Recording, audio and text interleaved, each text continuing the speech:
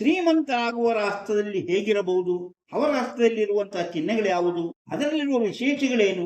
ಯಾವುದಾದರೂ ಶ್ರೀಮಂತರ ಹಸ್ತವನ್ನು ನೋಡಿದಾಗ ನಮಗೆ ಹೇಗೆ ಗೊತ್ತಾಗಬೇಕು ಇವರು ಶ್ರೀಮಂತರೆಂದು? ಅಂತಹ ವಿಚಾರಗಳನ್ನು ನಾವು ತಿಳಿದುಕೊಳ್ಳೋಣ. ಶ್ರೀಮಂತರಾಗುವಂತವರ, ಹಣವಂತರಾಗುವಂತಹ, ಸೌಕಾರಾಗುವಂತವರ ಹಸ್ತದಲ್ಲಿರುವಂತಹ ಕೆಲವು ಮುಖ್ಯವಾದ ಚಿಹ್ನೆಗಳು, ಆ ಚಿಹ್ನೆಗಳ ಬಗ್ಗೆ ತಿಳಿಯೋಣ. ಅಂದರೆ ಪ್ರತಿಯೊಬ್ಬರಿಗೂ ಅಂತ ಅದೃಷ್ಟ ಇರಬಹುದು, ಆದರೆ ಹಸ್ತ ನೋಡಬೇಕು. ಇವತ್ತಲ್ಲ ನಾಳೆ ಶ್ರೀಮಂತರಾಗುತ್ತಾರೆ. ಅಂತಹ ಜನಗಳು ಯಾರು? ಅವರ ಹಸ್ತದಲ್ಲಿ ಯಾವ ರೀತಿಯ ಚಿಹ್ನೆಗಳಿರುತ್ತದೆ ಎಂಬುದನ್ನು ತಿಳಿಯೋಣ. ಅದೃಷ್ಟ ಯಾರಿಗಿದೆ ಎಂಬುದು ಹೇಳುವುದು ಕಷ್ಟ. ಅದರಿಂದ ಹಸ್ತದಲ್ಲಿ ಇಂತಹ ಚಿಹ್ನೆಗಳಿದ್ದಾಗ ಅವರು ಅದೃಷ್ಟವಂತರಾಗಿರುತ್ತಾರೆ. ಅದೇ ರೀತಿ ಇಂದಿನ ನಾವು ನಕ್ಷತ್ರದ ವಿಚಾರದಲ್ಲಿ ಜ್ಯೇಷ್ಠ ನಕ್ಷತ್ರದ ಬಗ್ಗೆ ತಿಳಿಯೋಣ. ಜ್ಯೇಷ್ಠ ನಕ್ಷತ್ರದಲ್ಲಿ ಹುಟ್ಟಿದವರ ಗುಣಗಳೇನು, ಅವರು ಯಾವ ರೀತಿ ಇರುತ್ತಾರೆ ಎಂಬುದನ್ನು ತಿಳಿದುಕೊಳ್ಳೋಣ. ಅದಕ್ಕಿಂತ ಮೊದಲು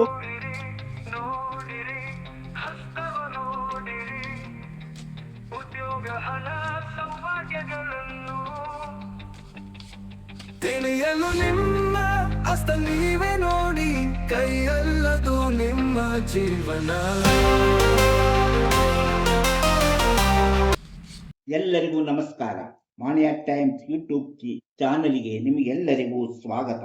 ನಾವು ಇವತ್ತು ಆಗಲೇ ಹೇಳಿದ್ನಲ್ಲ, ಯಾರು ಯಶಸ್ವಿ ಜೀವನ ನಡೆಸುತ್ತಾರೆ, ಯಾರಿಗೆ ಹೆಚ್ಚು ಹಣ ಬರುತ್ತದೆ, ಆ ಹಣ ಬರುವ ರಾಷ್ಟ್ರದಲ್ಲಿ ಯಾವ ರೀತಿ ಚಿಹ್ನೆಗಳನ್ನು ನೋಡಬಹುದು, ಹಣಕಾಸಿನಲ್ಲಿ ಶ್ರೀಮಂತಿಕೆ ಇರುವಾಗಿರುವರು ಅಥವಾ ಗುಣದಲ್ಲಿ ಶ್ರೀಮಂತರಾಗಿರುವರು ಅಥವಾ ಜೀವನದಲ್ಲಿ ಸಂತೋಷದಲ್ಲಿ ಶ್ರೀಮಂತರಾಗಿರುವರು ಯಾರು ಎಂಬುದನ್ನ ನಾವು ಇವತ್ತು ತಿಳಿದುಕೊಳ್ಳೋಣ.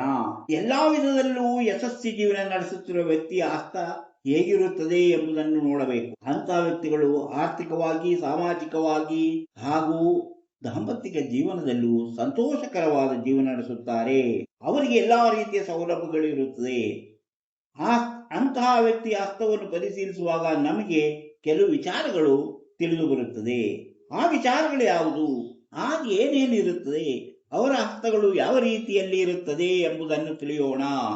ಇಂತಹ ವಿಚಾರಗಳನ್ನು ಹೊತ್ತು ಬರುತ್ತಿರುವಂತಹ ಮಾಣಿಯ ಟೈಮ್ಸ್ ಯೂಟ್ಯೂಬ್ ಚಾನಲ್ ಅನ್ನ ನೀವು ಇನ್ನೂ ಸಬ್ಸ್ಕ್ರೈಬ್ ಮಾಡಿಲ್ಲವಾದರೆ ಈಗಲೇ ಕೆಳಗೆ ಕಾಣುವ ಸಬ್ಸ್ಕ್ರೈಬ್ ಎಂದು ಬರೆದಿರುವಲ್ಲಿ ಒಮ್ಮೆ ಕ್ಲಿಕ್ ಮಾಡಿ ಸಾಕು, ನೀವು ಸಬ್ಸ್ಕ್ರೈಬ್ ಆಗ್ತೀರಿ. ಪಕ್ಕದಲ್ಲಿ ಕಾಣುವ ಗಂಟೆಯ ಚಿಹ್ನೆಯನ್ನು ಒಮ್ಮೆ ಕ್ಲಿಕ್ ಮಾಡಿದ್ರೆ ಮಾಣಿಯ ಟೈಮ್ಸ್ ಯೂಟ್ಯೂಬ್ ಚಾನಲ್ ಯಾವುದೇ ಹೊಸ ವಿಡಿಯೋ ಅಪ್ಲೋಡ್ ಆದ ಕೂಡಲೇ ನಿಮ್ಮ ಮೊಬೈಲ್ಗೆ ನೋಟಿಫಿಕೇಶನ್ ಬರುವುದರಿಂದ ನೀವು ಎಲ್ಲಾ ವಿಡಿಯೋಗಳನ್ನು ನೋಡಿ ಹೆಚ್ಚು ಹೆಚ್ಚು ವಿಷಯಗಳನ್ನು ತಿಳಿದುಕೊಂಡು ನಿಮ್ಮ ಜೀವನಕ್ಕೆ ಯಾವುದು ಅವಶ್ಯಕವೋ ಅದನ್ನು ಅಳವಡಿಸಿಕೊಂಡಾಗ ನೀವು ಜೀವನದಲ್ಲಿ ಅಭಿವೃದ್ಧಿ ಆಗ್ತೀರಿ, ಯಶಸ್ವಿಯಾಗುತ್ತೀರಿ, ಸಂತೋಷಕರವಾದ ಜೀವನ ನಡೆಸಲು ನಿಮಗೆ ಸಾಧ್ಯವಾಗುತ್ತದೆ. ಈ ಒಂದು ವಿಡಿಯೋವನ್ನು ಪೂರ್ತಿ ನೋಡಿದಾಗಲೇ ನಿಮಗೆ ಅರ್ಥವಾಗುವುದು. ಆದ್ದರಿಂದ ಪೂರ್ತಿಯಾಗಿ ನೋಡಿ, ಲೈಕ್ ಮಾಡಿ, ಶೇರ್ ಮಾಡಿ. ಭವಿಷ್ಯ ತಿಳಿಯಬೇಕೆಂಬುವರು ಹಲವು ಜನರಿದ್ದಾರೆ. ಅಂತವರಿಗೆ ಇದರಲ್ಲಿ ಕೊಟ್ಟಿರುವಂತಹ ವಾಟ್ಸಪ್ ನಂಬರ್ಗೆ ವಾಟ್ಸಪ್ ಮೆಸೇಜ್ ಕಳಿಸಿ. ಹಾಯ್ ಅಂತಾದ್ರೂ ಕಳಿಸಿ, ಎಸ್ ಅಂತಾದ್ರೂ ಕಳಿಸಿ, ನನ್ನ ಭವಿಷ್ಯ ತಿಳಿಯಬೇಕಂತಾದ್ರೂ ಕಳಿಸಿ. ಕೂಡಲೇ ನಿಮಗೆ ಏನು ಮಾಡಿದರೆ ನಿಮ್ಮ ನಿಖರವಾದ ಭವಿಷ್ಯ ತಿಳಿಯಲು ಸಾಧ್ಯ ಎಂಬುದನ್ನು ತಿಳಿಸುತ್ತೇವೆ.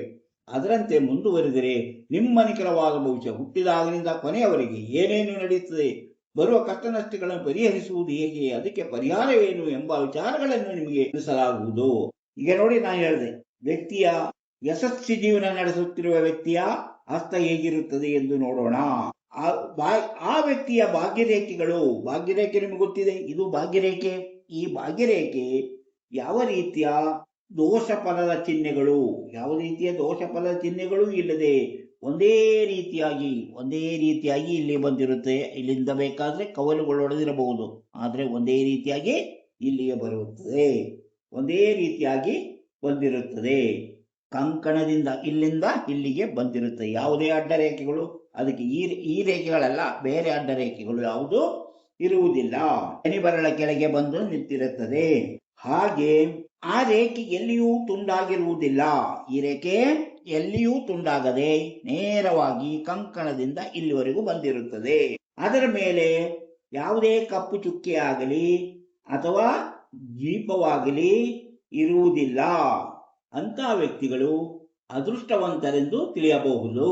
ಅಂದರೆ ಭಾಗ್ಯರೇಖೆ ಚೆನ್ನಾಗಿದ್ದರೆ ಅವರು ಅದೃಷ್ಟವಂತರೆಂದೇ ಹೇಳಬಹುದು. ಅದೇ ರೀತಿ ಗುರುಪರ್ವ, ಇದು ಗುರುಪರ್ವ, ತೋರು ಬೆರಳ ಕೆಳಗಿರುವುದೇ ಗುರುಪರ್ವ. ಅದು ಉಬ್ಬಿದಂತೆ, ಅದರ ಮೇಲೆ ಯಾವುದೇ ದೋಷದ ಚಿಹ್ನೆಗಳು ಇರಬಾರದು. ದೋಷದ ಚಿಹ್ನೆಗಳು ಅಂತ ನಿಮ್ಗೆ ಗೊತ್ತಿದೆ, ಯಾವುದು ದೀಪ ಇರ್ಬೋದು, ಕಪ್ಪು ಚುಕ್ಕೆ ಇರ್ಬೋದು, ಅಥವಾ ಇನ್ಯಾವುದೋ ಅಂತಹ ದೋಷ ಚಿಹ್ನೆಗಳು ಕಂಡು ಬರಬಾರದು. ಸಮೀಪದಿಂದಲೇ ಸಾಗಿರುತ್ತದೆ. ಅಂದರೆ ಈ ಆಯುಷ ರೇಖೆ ಇಲ್ಲಿಂದ ಬಂದಿರುತ್ತದೆ. ಈ ಆಯುಷ ರೇಖೆ ಸಮೀಪದಿಂದನೇ ಸಾಗಿರುತ್ತದೆ. ಆದರೆ ಅವರಿಗೆ ಹೆಚ್ಚಿನ ಸಂಖ್ಯೆಯ ಆತ್ಮೀಯ ಗೆಳೆಯರಿರುತ್ತಾರೆ. ಹಾಗೆಯೇ ಇವರದೇ ಆದ ಗುಂಪಿರುತ್ತದೆ. ಉತ್ತಮವಾದ ಗುರುಪರ್ವವು ಜೀವನದ ಯಶಸ್ಸನ್ನ ತಿಳಿಸುತ್ತದೆ. ಈ ಗುರುಪರ್ವ ಉತ್ತಮವಾದ ಜೀವನದ ಯಶಸ್ಸನ್ನು ತೋರಿಸುತ್ತದೆ. ಅಂತವರ ಬಳಿ ಹೆಚ್ಚಿನ ಧನವು ಬಂದು ಸೇರುತ್ತದೆ. ಹೇಳಿದಕ್ಕೆ ಇದು ಉಬ್ಬಿದಂತೆ ದೋಷ ಫಲಗಳು ಯಾವ ಚಿಹ್ನೆಗಳು ಇಲ್ಲದೇ ಇದ್ದಾಗ ಅಂತ ವ್ಯಕ್ತಿಯು ಹೆಚ್ಚು ಧನವನ್ನು ಸಂಪಾದನೆ ಮಾಡುತ್ತದೆ. ಅವರಲ್ಲಿ ಉತ್ತಮ ಗುಣಗಳು ಹೆಚ್ಚಾಗಿರುತ್ತದೆ. ಇಂತಹ ಗುರುಪರ್ವ, ಅದು ಗುರುಪರ್ವದಲ್ಲಿ ಉತ್ತಮವಾದಂತಹ ನಾಯಕತ್ವ ಗುಣ ಮತ್ತೆ ಹಣ ಸಂಪಾದನೆ ಮಾಡುವಂಥದ್ದು ಹಾಗೂ ಒಳ್ಳೆಯ ಗುಣಗಳು, ಆಧ್ಯಾತ್ಮಿಕ ವಿಷಯಗಳಲ್ಲೂ ಅವರು ಹೆಚ್ಚಾಗಿ ತೊಡಗಿಕೊಳ್ಳುವಂತಹ ಸಾಧ್ಯತೆ ಇದೆ. ಅವರು ಸಾಮಾಜಿಕವಾಗಿ ಜನಪ್ರಿಯ ವ್ಯಕ್ತಿಯಾಗಿರುತ್ತಾರೆ.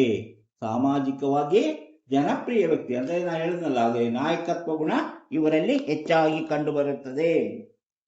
ಹೀಗೆ ನೋಡಿ, ಮಂಗಳ ಪರ್ವದ 2ರ ಮೇಲೆ ಹೀಗೆ ಅಡ್ಡರೇಖೆಗಳು ಇದು ಮಂಗಳ 2ರಲ್ಲಿ ಈಗ ಅಡ್ಡರೇಖೆಗಳು ಇದ್ದು ಇವರು ಅವರ ಒಳ್ಳೆಯ ಗುಣಗಳನ್ನು ತೋರಿಸುತ್ತದೆ. ಇದು ಅವರ ಒಳ್ಳೆಯ ಗುಣಗಳನ್ನ ತೋರಿಸುತ್ತದೆ. ಬಾಲ್ಯದಿಂದಲೇ ಇವರು ಸಂಪಾದನೆ ಮಾಡುತ್ತಾರೆ. ಹೀಗೆ ರೇಖಿದ್ದವರು ಬಾಲ್ಯದಿಂದಲೇ ಅಂದರೆ ಕಿರಿಯ ವಯಸ್ಸಿನಲ್ಲೇ ಇವರು ದುಡಿಮೆಗೆ ಆರಂಭಿಸಿ ಅವರು ಪ್ರಾಯಕ್ಕೆ ಬರುವ ಹೊತ್ತಿಗೆ ಅವರು ಸ್ವಂತವಾಗಿ ದುಡಿದು ಹೆಚ್ಚಿನ ಹಣವನ್ನ ಸಂಪಾದನೆ ಮಾಡಿರುತ್ತಾರೆ ಎಂಬುದಕ್ಕೆ ಚಿಹ್ನೆ ತುಂಬಾ ಉತ್ತಮವಾದಂತಹ ಒಂದು ಸೂಚನೆಯಾಗಿದೆ. ಹಾಗೆಯೇ ಅವರ ಬಾಲ್ಯದಲ್ಲಿ ಅವರು ಶ್ರೀಮಂತರಂತೆ ಜೀವನ ಮಾಡುತ್ತಾರೆ. ಬಾಲ್ಯದಲ್ಲಿ ಅವರು ಶ್ರೀಮಂತಿಕೆಯನ್ನು ಅನುಭವಿಸುತ್ತಾರೆ. ತಮ್ಮ ಜೀವನದಲ್ಲಿ ಯಾವ ತಪ್ಪನ್ನು ಮಾಡದಂತೆ ಎಚ್ಚರ ವಹಿಸುತ್ತಾರೆ. ಇವರು ಜೀವನದಲ್ಲಿ ಯಾವುದೇ ರೀತಿಯ ತಪ್ಪು ಆಗದಂತೆ ಎಚ್ಚರಿಕೆಯಿಂದ ಜೀವನ ನಡೆಸುವುದರಿಂದ ಅವರ ಜೀವನ ಆರ್ಥಿಕವಾಗಿ ಮತ್ತು ಸಾಮಾಜಿಕವಾಗಿ ಮತ್ತು ಸಂತೋಷಕರವಾಗಿ ಶ್ರೀಮಂತಿಕೆಯಿಂದ ಕೂಡಿರುತ್ತದೆ ಎಂಬುದು ಇದರ ಸೂಚನೆ. ಹಾಗೆಯೇ ನೋಡಿ, ಅವರಿಂದ ಏನಾದರೂ ತಪ್ಪು ಸಂಭವಿಸಿದರೆ, ಅವರು ಏನಾದರೂ ತಪ್ಪು ಮಾಡಿದರೆ ಕೂಡಲೇ ಅದನ್ನು ಅರ್ಥ ಮಾಡಿಕೊಂಡು ಕ್ಷಮೆ ಕೇಳಿ ತಾವು ಮತ್ತೊಮ್ಮೆ ಅಂತಹ ತಪ್ಪು ಮಾಡದೆ ಎಚ್ಚರಿಕೆ ವಹಿಸುತ್ತಾರೆ. ತಪ್ಪನ್ನ ಒಪ್ಪಿಕೊಂಡು ಮತ್ತೆಂಬು ಅಂತಹ ಕೆಲಸ ಮಾಡುವುದಿಲ್ಲ ಎಂಬುದಾಗಿ ಅವರು ನಿರ್ಧಾರ ಮಾಡುತ್ತಾರೆ. ಈಗ ಶುಕ್ರ ಪರ್ವದಲ್ಲಿ ಈ ರೀತಿಯ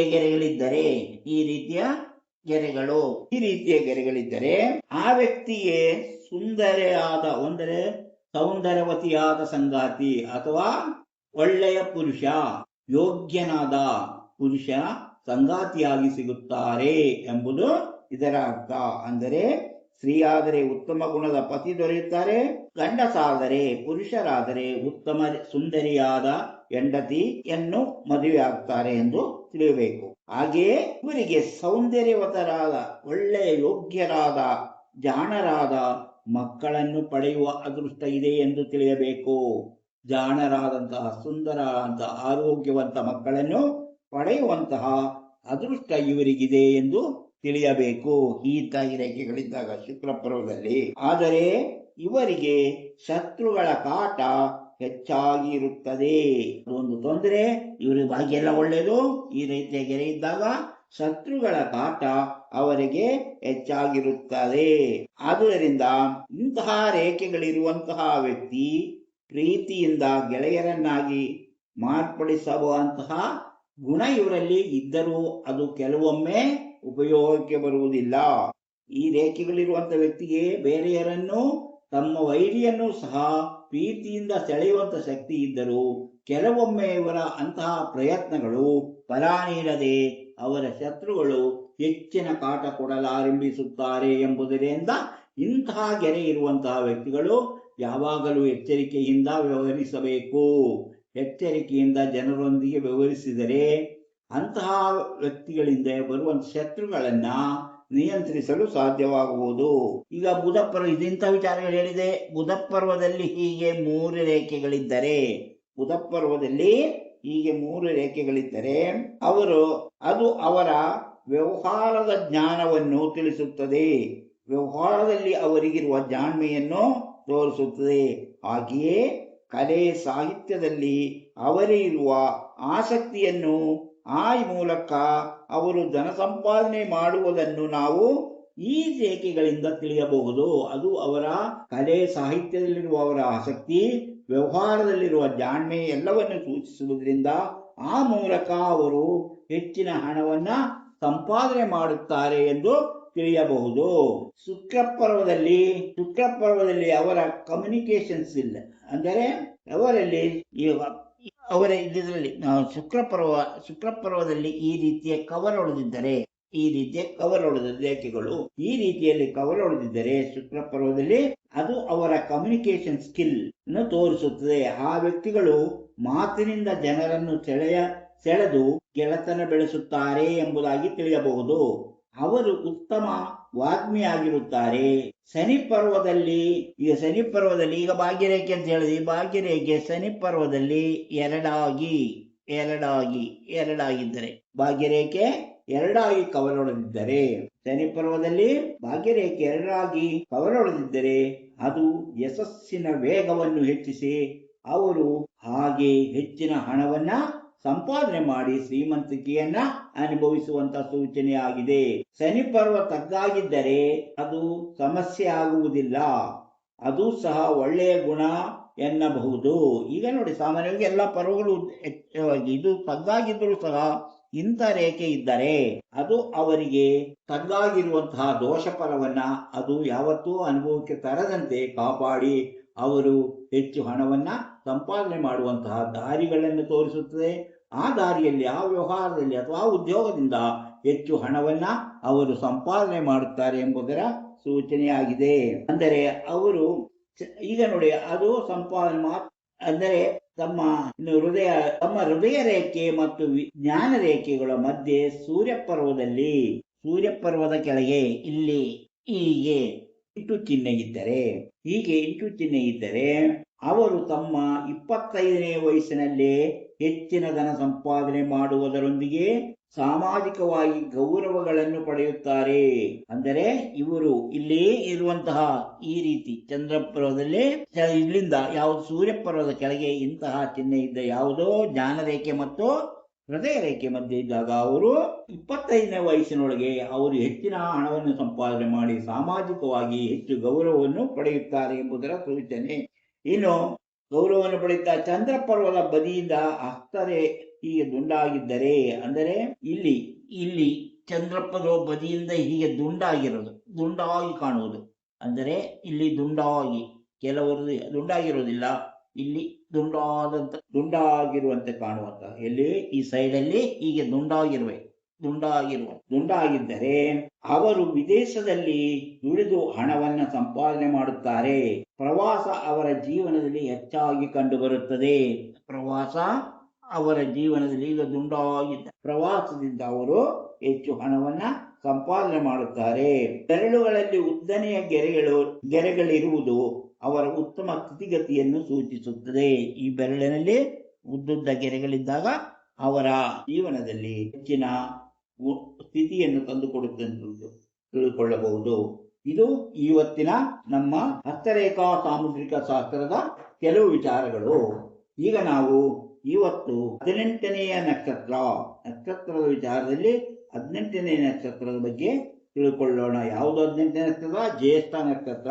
ಇದುವರೆಗೆ ನಾವು ಅಶ್ವಿನಿ, ಭರಣಿ, ಕೃತಿಕಾ, ರೋಹಿಣಿ, ಮೃಗಶಿರ, ಆರಿದ್ರ, ಪುನರ್ವಸು, ಪುಷ್ಯ, ಆಶ್ಲೇಷ, ಮಘ, ಪುಬ್ಬ, ಉತ್ತರ, ಹಸ್ತ, ಚಿತ್ರ, ಸ್ವಾತಿ, ವಿಶಾಖ, ಅನುರಾಧ ನಕ್ಷತ್ರಗಳ ಬಗ್ಗೆ ತಿಳ್ಕೊಂಡಿವಿ. ಅಂದ್ರೆ 17 ನಕ್ಷತ್ರಗಳ ಬಗ್ಗೆ ತಿಳ್ಕೊಂಡಿದ್ದೆ. ಇವತ್ತು ಜ್ಯೇಷ್ಠ ನಕ್ಷತ್ರ, 18ನೇ ನಕ್ಷತ್ರ ಜ್ಯೇಷ್ಠ ನಕ್ಷತ್ರ. ಈ ನಕ್ಷತ್ರದಲ್ಲಿ ಹುಟ್ಟಿದವರು ಶ್ರಮಪಟ್ಟು ಕೆಲಸ ಮಾಡುತ್ತಾರೆ. ಸತ್ಯ ನೀತಿಯಲ್ಲಿ ಹೆಚ್ಚು ನಂಬಿಕೆ ಇಟ್ಟಿರುತ್ತಾರೆ. ಆದರೆ ಹೆಚ್ಚು ಹಣ ದುಡಿಯಬೇಕೆಂಬ ಆಸೆ ಇವರಲ್ಲಿ ಕಂಡುಬರುವುದಿಲ್ಲ. ಉದಾರ ಮನಸ್ಸಿನವರಾಗಿರುತ್ತಾರೆ. ಸುಖ ನೆಮ್ಮದಿಯ ಜೀವನ ಇಷ್ಟಪಡುವಂತಹ ಜನರಾಗಿರುತ್ತಾರೆ. ಇವರಿಗೆ ಸಂಗೀತ, ನೃತ್ಯ, ರಚನೆ, ಬರವಣಿಗೆ, ಕವಿತಾ ರಚನೆ ಮುಂತಾದವುಗಳಲ್ಲಿ ಹೆಚ್ಚಿನ ಆಸಕ್ತಿ ಕಂಡುಬರುತ್ತದೆ. ನಕ್ಷತ್ರದಲ್ಲಿದ್ದವರಿಗೆ ಇಂತಹ ವಿಷಯಗಳಲ್ಲಿ ಹೆಚ್ಚಿನ ಆಸಕ್ತಿ ಇರುವುದನ್ನು ನೋಡಬಹುದು. ಹಾಗೆಯೇ ಇವರು ಮಾತಿನಲ್ಲಿ ಹಾಸ್ಯವಾಗಿ ಮಾತನಾಡುವ ಗುಣ ಹೊಂದಿರುತ್ತಾರೆ. ಅಂದರೆ ಯಾವಾಗಲೂ ಮಾತಿನಲ್ಲಿ ಮುಂದಿರುತ್ತಾರೆ. ಮಾತಿನಿಂದ ಎದುರಾಳಿಗಳನ್ನು ಸೋಲಿಸುವ ಕಲೆ ಇವರಿಗೆ ತಿಳಿದಿರುತ್ತದೆ. ಎಲ್ಲವೂ ನಾವು ಹೇಳ್ತಾ ಇರೋದು ನಕ್ಷತ್ರದಲ್ಲಿ ಹುಟ್ಟಿದವರ ಗುಣಗಳು. ವಾದ ಮಾಡುವುದರಲ್ಲಿ ಹೆಚ್ಚು ಆಸಕ್ತಿ ಕಂಡುಬರುತ್ತದೆ. ಇತರರಿಗೆ ಸಹಾಯ ಮಾಡುವುದರಲ್ಲಿ ಮತ್ತು ಜನರನ್ನು ಪ್ರೀತಿ ವಿಶ್ವಾಸದಿಂದ ನೋಡಿಕೊಳ್ಳುವುದರಲ್ಲೂ ಇವರು ಉತ್ಸಾಹ ತೋರುತ್ತಾರೆ. ಇವರಿಗೆ ದೇವರಲ್ಲಿ ಭಕ್ತಿ ಮತ್ತು ನಂಬಿಕೆ ಇರುತ್ತದೆ. ಇದು ಇಂದಿನ ನಕ್ಷತ್ರ. ನಾನು 18ನೇ ನಕ್ಷತ್ರ ಜ್ಯೇಷ್ಠ ನಕ್ಷತ್ರದ ವಿಶೇಷವಾದ ಗುಣಗಳ ಬಗ್ಗೆ ಹೇಳಿದ್ದೇನೆ. ಎಂದಿನಂತೆ ಹೇಳ್ತೇನೆ, ನಕ್ಷತ್ರ ಮತ್ತು ಜಾತಕ ನೋಡಿ ಭವಿಷ್ಯ ಹೇಳಬೇಕಾದ್ರೆ ಅವರ ಹುಟ್ಟಿದ ಸಮಯ ಮತ್ತು ದಿನಾಂಕ ಸರಿಯಾಗಿರಬೇಕು. ಹಾಗೆಯೇ ಹುಟ್ಟಿದ ಸ್ಥಳವೂ ಗೊತ್ತಿರಬೇಕು. ಈ ಎಲ್ಲ ವಿಚಾರಗಳಿದ್ದಾಗ ಮಾತ್ರ ಜಾತಕ ನೋಡಿ ಭವಿಷ್ಯ ಹೇಳುವಾಗ ಭವಿಷ್ಯವು ಸರಿಯಾಗಿ ಬರುತ್ತದೆ. ಆದರೆ ಇಲ್ಲದಿದ್ದವರು, ಅಂತಹ ದಿನಾಂಕ ಹುಟ್ಟಿದ ಸಮಯ ಗೊತ್ತಿಲ್ಲದವರು ಹಸ್ತರೇಖಾ ಸಾಮುದ್ರಿಕೆ ಮೂಲಕ ಭವಿಷ್ಯ ತಿಳಿದುಕೊಳ್ಳುವುದೇ ಉತ್ತಮ. ಯಾಕಂದ್ರೆ ಹಸ್ತದಲ್ಲಿ ಬರೆದಿರುವುದು ಒಂದು ಭಾಷೆ ಇದ್ದಂಗೆ, ಹಸ್ತದ ಭಾಷೆ, ಅದು ಒಂದು ಲಿಪಿ. ಆ ಲಿಪಿಯನ್ನು ಅರ್ಥ ಮಾಡಿಕೊಂಡು ಭವಿಷ್ಯ ಹೇಳುವರು ಸರಿಯಾದ ರೀತಿಯಲ್ಲಿ ಭವಿಷ್ಯ ಹೇಳಲು ಸಾಧ್ಯ. ಹಾಗೆ ಅದವರವರ ಅಭಿಪ್ರಾಯ, ನಂಬಿಕೆಗೆ ಬಿಟ್ಟ ವಿಚಾರ. ಇಂತಹ ವಿಚಾರಗಳನ್ನು ಹೊತ್ತು ಬರುತ್ತಿರುವಂತಹ ಮಾಣಿಯಾಕ್ ಟೈಮ್ಸ್ ಯೂಟ್ಯೂಬ್ ಚಾನಲ್ ಅನ್ನ ನೀವು ಇನ್ನೂ ಸಬ್ಸ್ಕ್ರೈಬ್ ಮಾಡಿಲ್ಲವಾದರೆ ಈಗಲೇ ಕೆಳಗೆ ಕಾಣುವ ಸಬ್ಸ್ಕ್ರೈಬ್ ಎಂದು ಬರೆದಿರುವ ಒಮ್ಮೆ ಕ್ಲಿಕ್ ಮಾಡಿ ಸಾಕು, ನೀವು ಸಬ್ಸ್ಕ್ರೈಬ್ ಆಗ್ತೀರಿ. ಅದೇ ರೀತಿ ಪಕ್ಕದಲ್ಲಿ ಕಾಣುವ ಗಂಟೆಯ ಚಿಹ್ನೆಯನ್ನು ಒಮ್ಮೆ ಕ್ಲಿಕ್ ಮಾಡಿದರೆ ಮಾಣಿಯಾಕ್ ಟೈಮ್ಸ್ ಯಾವುದೇ ಹೊಸ ವಿಡಿಯೋ ಅಪ್ಲೋಡ್ ಆದ ಕೂಡಲೇ ನಿಮ್ಮ ಮೊಬೈಲ್ಗೆ ನೋಟಿಫಿಕೇಶನ್ ಬರುವುದರಿಂದ ನಿಮಗೆ ಎಲ್ಲಾ ವಿಡಿಯೋಗಳನ್ನು ನೋಡಲು ಸಾಧ್ಯವಾಗುತ್ತದೆ. ಪ್ರತಿಯೊಂದು ವಿಡಿಯೋವನ್ನು ಆರಂಭದಿಂದ ಕೊನೆಯವರೆಗೂ ನೋಡಿ, ಲೈಕ್ ಮಾಡಿ, ಶೇರ್ ಮಾಡಿ, ಪ್ರೋತ್ಸಾಹ ಕೊಡಿ. ತುಂಬಾ ಜನರಿಗೆ ಭವಿಷ್ಯ ತಿಳಿಬೇಕಂತ ಕುತೂಹಲ ಇದೆ. ಇದರಲ್ಲಿ ಆಸಕ್ತಿ ಮತ್ತು ನಂಬಿಕೆ ಇದ್ದವರು ಇದರಲ್ಲಿ ಕೊಟ್ಟಿರುವಂತಹ ವಾಟ್ಸಪ್ ನಂಬರ್ಗೆ ನನ್ನ ಭವಿಷ್ಯ ತಿಳಿಯಬೇಕೆಂದ್ರೆ ಆದ್ರೂ ಕಳಿಸಿ, ಅಥವಾ ಹಾಯ್ ಅಂತ ಕಳಿಸಿ, ಎಸ್ ಅಂತ ಆದ್ರೂ ಕಳಿಸಿ. ಕೂಡಲೇ ನಿಮಗೆ ಏನು ಮಾಡಿದರೆ ನಿಮ್ಮ ನಿಖರವಾದ ಭವಿಷ್ಯ ತಿಳಿಯಲು ಸಾಧ್ಯ ಎಂಬುದನ್ನು ತಿಳಿಸುತ್ತೇವೆ. ಅದರಂತೆ ಮುಂದುವರೆದರೆ ನೀವು ಹುಟ್ಟಿದಾಗಿನಿಂದ ಕೊನೆಯವರೆಗೆ ನಿಮ್ಮ ಜೀವನದಲ್ಲಿ ಏನೇನು ನಡೆಯುತ್ತದೆ ಎಂಬುದನ್ನು ತಿಳಿಸುತ್ತೇವೆ. ಹಾಗೆ ಎದುರಾಗಬಹುದಾದ ಸಮಸ್ಯೆಗಳನ್ನು ಪರಿಹರಿಸಿಕೊಳ್ಳುವ ವಿಧಾನಗಳೇನು ಎಂಬುದನ್ನು ತಿಳಿಸಲಾಗುವುದು. ಇಂತಹ ಮತ್ತೊಂದು ವಿಡಿಯೋದೊಂದಿಗೆ ಮತ್ತೆ ಬರುತ್ತೇವೆ. ಇಷ್ಟು ಹೊತ್ತು ಈ ವಿಡಿಯೋ ನೋಡಿದ ನಿಮಗೆಲ್ಲರಿಗೂ ಧನ್ಯವಾದ.